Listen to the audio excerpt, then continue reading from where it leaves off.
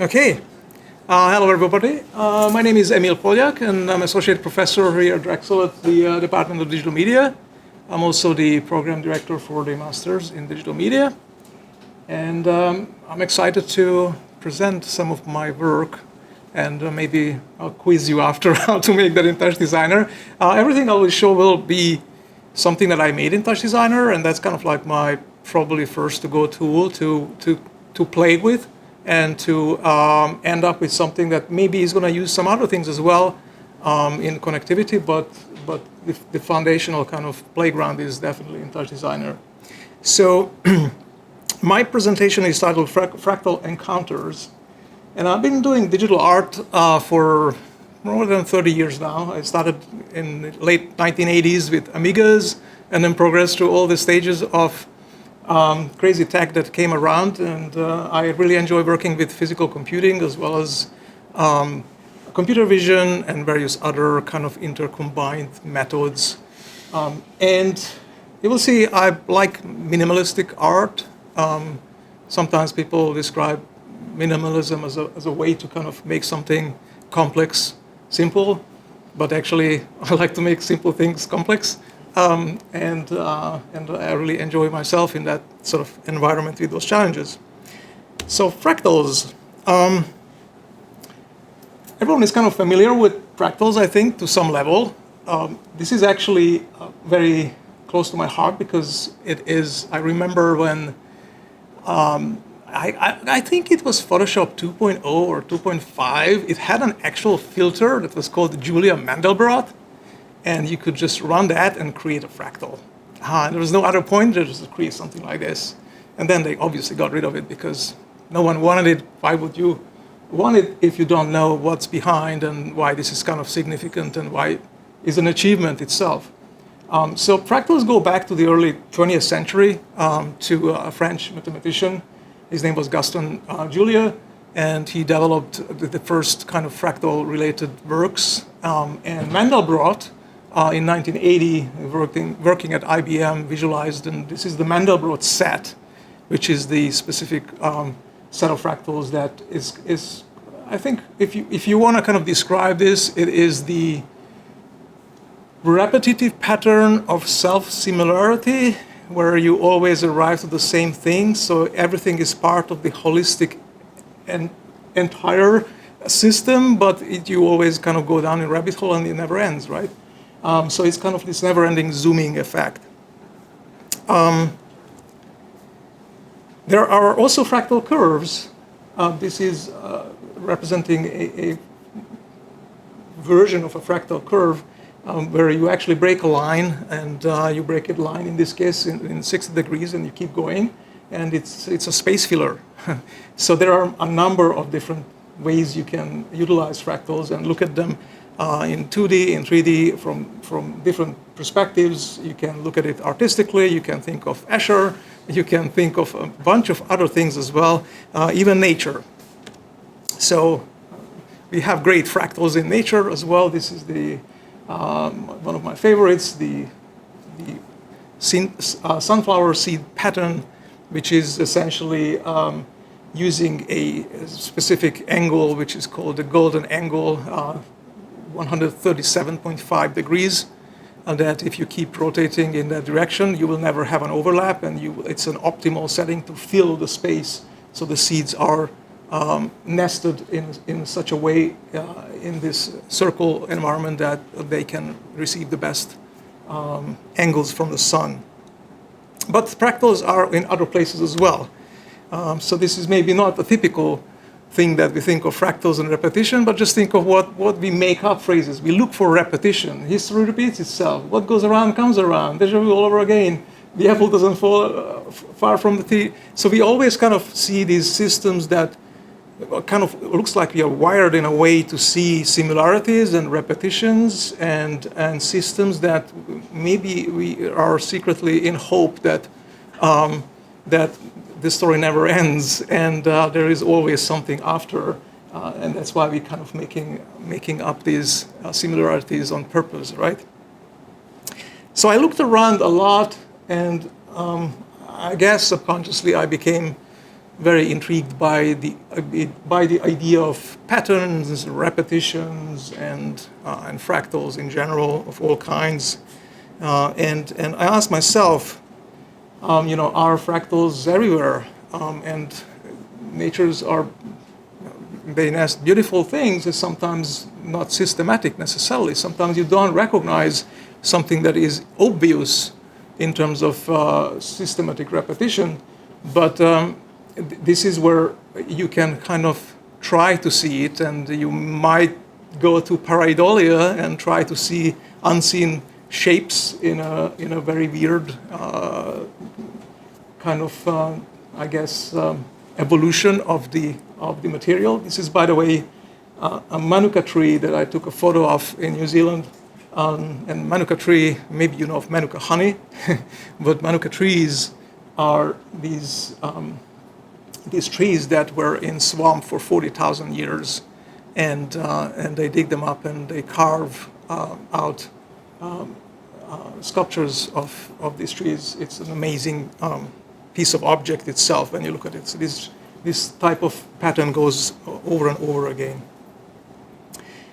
So looking into patterns, I come across at some point of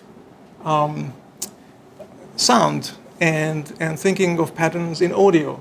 And specifically, I looked into NASA's recordings that are publicly available. They are essentially sound of the space, from outer space. Obviously, there is no sound in outer space. There's vacuum, so there's no audio.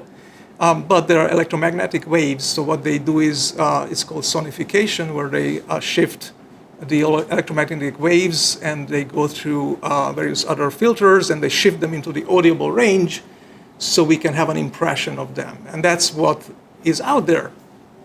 And I listened to a bunch of these, and they're just fascinating in terms of understanding where those come from and what is the sort of original DNA of those sounds. And I discovered certain repetitions there as well, and the idea of certain patterns seem to suggest that there is an ongoing cycle of those electromagnetic waves.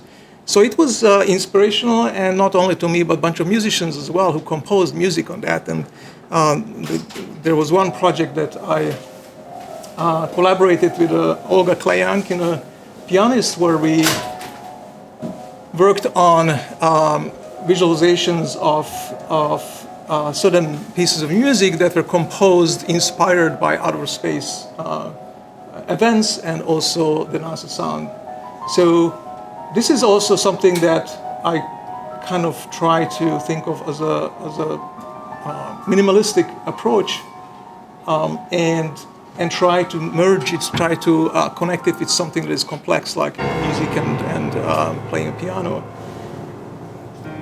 And this kind of led to this idea of, okay, let's work with some data from the cosmos. So let's work with something that is from outer space, something that is around us, but we are not necessarily into it all the time. And then something happened. So something happened on 14th of September, 2015. And what's happened was the GW 150914. I don't know if anybody knows what that is. But we actually, this happened in September, but we heard it first time announced in February 2016 when this was publicly announced. This was basically the detection of the gravitational wave.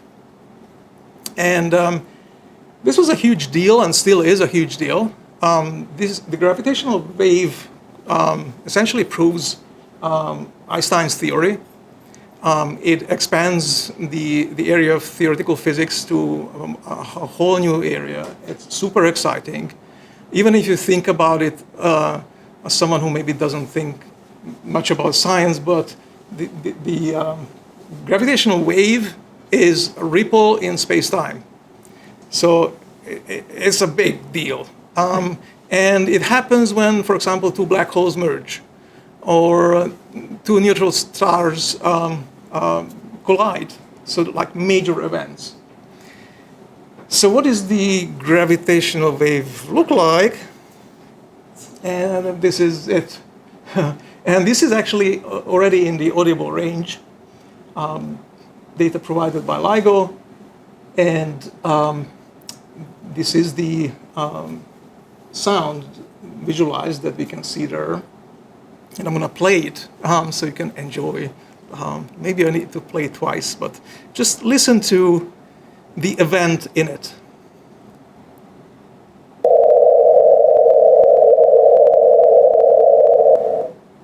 Did you hear it? Not just the boo, but there was one specific thing. So that spike there, I'll play it once more.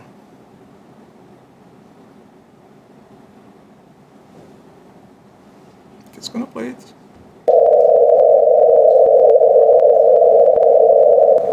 Yeah. So that little beep, that was the spike there. So it basically goes on for like this crumbling sound, this noise that doesn't really make any sense. But think of this as something that is from out there, right? And then there's this beep that basically climbs up really high, really quickly. And I just found this really fascinating that we can actually experience something like this. In this case, sort of in a sound, in a sonic way. And so I thought immediately, can I play with this? Can I do something with this? Can I get inspired by this and make something up?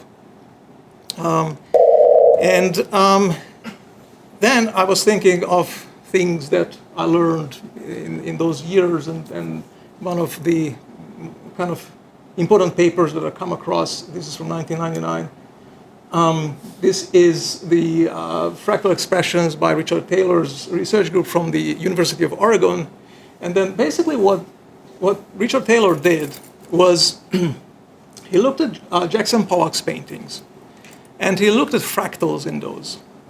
And he used something called box counting. I don't know if anyone is familiar with box counting method, where you basically split the image into boxes, and you look at whether you have something in the box.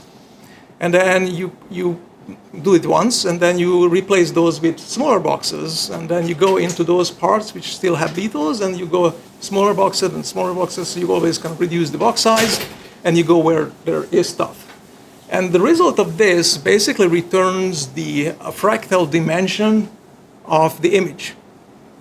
And this specific way is kind of used to, in this case, in this paper, to analyze, you can see the boxes over there, to analyze Jackson Pollock's paintings, and they found out some really interesting stuff about the evolution of Pollock's paintings through the time, and also found a sort of consistency in terms of what fractal dimension he used, pouring the paint on the floor, on the canvas.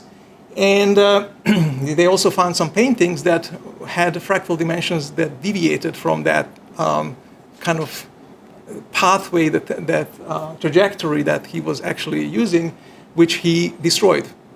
There was a photograph and there were records of it, but subconsciously, what deviated from the fractal dimension did not fit into the conceptual ideas that he was making. So it was basically creating fractals, I guess, by gut, that fit into a certain methodology. So then, this was 1999, right? And then this paper, also Richard Taylor's work, I think about 10 years later, was about observing Jackson Pollock's paintings. And he did eye tracking, and the eye tracking, he figured out that the eye tracking pattern that a person looks at the Pollock's painting is actually the same fractal dimension as the painting was made. So the way how you move your eye from one place to another inside a painting and go back maybe to some places where you came from, the sum of that creates a fractal, and the dimension of that is pretty much identical, very, very, very close to the fractal dimension of what the painting was measured at. Pretty fascinating, right? If you're not that familiar with Pollock's paintings, then look them up and try to kind of make it full screen and see how your eye travels on them. It's really fascinating. So this was kind of like everything that happened around this time, and I was still thinking about the work with the gravitational wave and what can I do. And at that time, I was commuting a lot on bus. and I was sketching things on bus. Now, if you ever try to sketch on a bus, you're gonna get weird stuff because things are shaking, things are moving, especially if you're standing and looking down on people, which some of these are actually looking down on people who are in seats. I kind of really liked the sort of freedom and the way how there is almost like a force outside me that makes my hand shake in different direction that it's not intentional, but then I kind of go back, and the result of that somehow ends up in sort of this minimalistic line work that, to me, doesn't only in a way portrays that person that I saw, but also reminds me of the time when I created it. And this was kind of like the sum of all the inputs and impressions. And like a good minimalist mindset, I went to the minimalist thing, which is make dots. And I wanted to make random dots, right? Now, if you do random stuff on a computer and you tell, make me randomly stuff, right? Create random dots in X, Y between these boundaries. It actually creates pretty boring stuff. It's going to be random, but it's not going to be a fractal. It's not going to be anything that you really recognize in it. It's really hard to get any feel out of it that you can kind of take the next step. So you need to sort of deviate from the randomness, and you keep still at random, but give it some constraints, give it some clusters, give it something that is going to make the dots distribute randomly, but also sort of follow some kind of idea, some kind of system. So this is what I did, and this is the sort of in magnification. I'll zoom out a little bit. It's the same thing. And you can kind of see that wherever you kind of look at, there are some similarities, and the white spaces are sort of distributed in an even, uniform way. And you tell me if you're looking at the dots or your eye is going into the white spaces, because both are actually part of a fractal. Here's another zoom out. And you can kind of still see the same sort of white spaces. And if you maybe squint your eye a little bit, maybe you'll be forced to really sink into the white spaces, into the gaps, instead of following the dots themselves. So I made this, and then I started looking into the box counting. This is actually adaptive box counting, and looking into the fractal dimension of this. The number there, 1.730, that's basically the fractal dimension of this. And then you can kind of rearrange your algorithm. You can rearrange your script that creates this point cloud, and you can go back, analyze it, and you can go back and forth. So this is just evolution from there, where you think about graduality. So thinking about something that this is the old stuff. How about making them closer? How about making them loose? So you can create something that has an uneven distribution. And this is where you can use something like the gravitational wave curve, which you can basically interpret here as a sort of repetition of these dots. And this is when you start connecting these dots. So that's when it becomes interesting, because then you're going to think about, okay, so if I connect these dots and I make them connect in a squiggly way, right? Then what is the system? What are the rules that I'm going to allow these dots to be connected? So these were my rules that you see here that resulted in this. And of course, this is, again, following Noah's parameters, seemed optimal. And it worked for me. So this is when you take away the dots, and you just end up with the fractal itself that sits on those dots, but the dots don't move anymore. And then this is looking at pieces inside this fractal. This is the middle. So these are basically little strings right in the middle. They're pretty short. They're not too long. So if you think of them as little pieces of strings, really, or pieces of wire, these are the shortest when they're on the middle, because that's how I set up my rules. But one thing you can kind of even optically recognize is that approximately they share an equal amount of frequency distribution along the curve. So sometimes you have these longer flat parts, and sometimes you have more squiggly parts. But the kind of arrangement in terms of how much of that you have in the curve is approximately similar, but yet they're very different, right?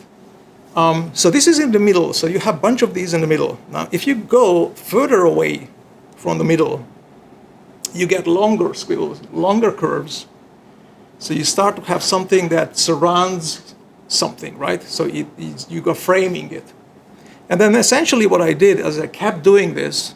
And then the last ones, which are at the very edge of my artwork, I made them spin out.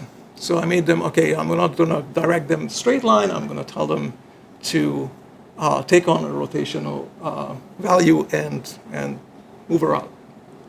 So this was the result of that. This is the unedited version of the sort of final piece. And then, of course, I went down to the rabbit hole of dealing with the line quality and looking at, okay, I can make dimensionality here. I can make some of these squiggles lighter and thinner, and they're going to appear like they are behind the ones that are thicker and darker. So that was a lot of fun. And I also created some texture that I loved because it reminded me on the bus sketches. That was a ballpoint pen on paper and how the paint kind of spreads on paper. So it gave it a little bit of that. And then this was the final artwork. And this was presented at SIGGRAPH at 2016. And it was a wonderful experience of a couple of months of working inspired by the gravitational wave. I don't want to use up too much time. I have another project which I'm going to really go through because that's kind of go through fast because it's sort of like the next step from here, which is the project Homeostasis that also went to SIGGRAPH in 2020. And this was to do with kind of temporal fractals that keep changing, and you cannot stop them. This is a vapor cloud. If you have a humidifier, then this is a very similar thing to that, except I made my own humidifier by experimenting with the frequency and found one specific frequency that created something that was very textured and didn't really look like, you know, an exhaust fan of like a car. And it served me some beautiful patterns that I really liked. So this is small. It's about maybe 6 inches tall. So it's perfect for using it as an interface. If you move your hand above it, you can manipulate it and change this pattern, which means I can observe it through a camera in real time, this is a GoPro camera fixed right next to the vapor cloud, and I can take shots, and I can interpret them as different fractals and different snapshots of fractals. And on the right side, you see that this is what it generates in TouchDesigner with GLSL. So I kind of harness the parameters of these fractals and utilize them in generating that on the other side. This is just kind of a work in progress in analyzing these images. This is a photograph of the actual vapor cloud that I turned negative and just kind of try to see if I can see something else in it. And there were various different versions of this. This is, again, the same images. Can I see something? Can I see dimensionality that is optical and not mathematical? Can I do something with that? And then this is the analysis part, where actually I realized that I see a lot of circles, and it would not make sense to analyze it with box finding. So I did circle finding here, because it makes much more sense if you can see the circles actually conform to the curvature of the, I call them the ribbons, because they really remind me of ribbons twirling and moving around. And this was kind of the data that I obtained out of through analyzing really these inputs. So it was a lot of fun, and I learned something. And circle finding is not hard. OpenCV, TouchDesigner, you can make it really going well quickly, and it's really interesting when you start playing with the parameters of circles and what you do with the data that they serve, such as positional and radius and all that. So just a few photos of, this was from Taos, New Mexico, where this was also at a festival. And this shows a little bit of the effect, but it really is, one thing about this is that the way how it is distributed is not one-to-one. So the effect on the screen is in a sort of delayed. You do some manipulation, and this is not because of computation. This is because of, I wanted this to be this way. I didn't want to, have something that happens right now, and I see right now the result of that. I wanted this graduation of interacting with this weird thing, and then sitting back or standing back and watching what's going to happen to the artwork that is projected. And that's kind of really what the purpose of this was. And that's the end.